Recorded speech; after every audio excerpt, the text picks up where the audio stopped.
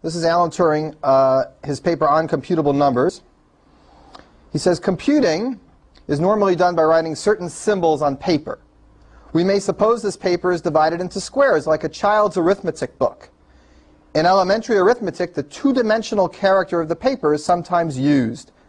But such a use is always avoidable. And I think that it will be agreed that the two-dimensional character of paper is no essential of computation. I assume then that the computation is carried out on a one-dimensional paper, that is, a tape divided into squares. And I'll also suppose that any number of symbols which may be printed is finite. So he's using some finite alphabet. So he's describing this formality that we all know today very well.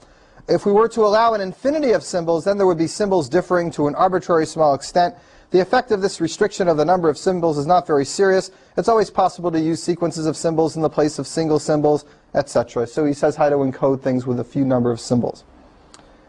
And the next thing is kind of interesting, the next paragraph, because it's very easy to read wrong nowadays, now that we have the word computer in our vocabulary. He says, the behavior of the computer at any moment is determined by the symbols which he is observing and his state of mind at that moment. So what do you think that means? The behavior of the computer at any moment is determined by the symbols which he is observing and his state of mind at that moment. That's like the fundamental idea of a Turing machine. He's saying that the transition depends on what state you're in and what symbol you're looking on at the tape. But read the grammar. Isn't it strange? I mean, it seems like he's just anthropomorphic, whatever that word is, the verb, the computer, right? He refers to it as a he and his state of mind at that moment. So how do you think you read that line? Is he talking about the person, computer? Right, he's talking about one who computes. The word was not commonly used at the time. So he's using it, he's making it up. He says one who computes is a computer, a person who computes, not a machine that computes.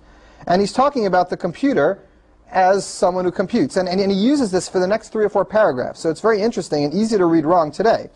We may suppose that there is a bound b to the number of symbols or squares which the computer can observe at one moment. If he wishes to observe more, he must use successive observations. Move along on the tape where he left the other stuff.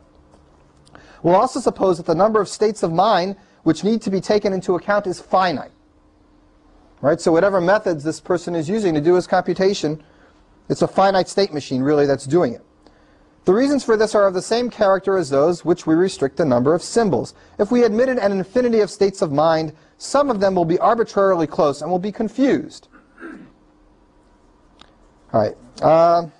Let us imagine the operations performed by the computer to be split up into simple operations which are so elementary that it is not easy to imagine them further divided.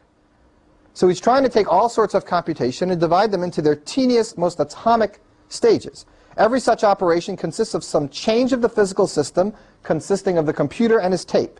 We know the state of the system if we know the sequence of symbols on the tape, which of these are observed by the computer, and the state of mind of the computer. So there he's describing what we call a configuration of the machine. Right? Any other changes can be split up into simple changes of this kind. The situation in regard to the squares whose symbols may be altered in this way is the same as in regard to the observed squares. So without any loss of generality, assume that the squares whose symbols are changed are always the ones that we're observing. Because we can always move over and look at the ones we want to change if they're not right in front of us right now. Okay, and then he says a few more things, and he talks about the tape, and he says the simple operations must therefore include changes of the symbol on one of the observed squares. B, changes of one of the squares observed to another square within L squares of one of the previously observed squares. A possible change of symbol together with a possible change of state of mind, a possible change of observed squares together with a possible change of state of mind. Now, the most interesting part of this paper, and we're going to talk about it a little bit today, is that what he does after he describes the notion of computation and how it should be done, he describes that he can actually build a particular program that simulates other programs. So he's going to write a Turing machine that takes other Turing machines as its input and then executes them, simulates them, runs them. That's just like what your computers do. You write a program and it does your program. So the machine becomes your virtual machine. If you're in Scheme, the machine is understanding Scheme, even though it could understand anything else because you told it how to understand Scheme. So underlying all these programs that you run is a universal program that can do anything, and that's the computer. And that's what he's describing. He says he can make a Turing machine that reads other Turing machines in his input and simulates them. And that's what we call today the universal Turing machine. He says, now we may construct a machine to do the work of this computer. And he goes in a lot of detail describing the universal Turing machine, and then he gives up, and it's pretty much the main beginning and the main idea of the motivation of his paper.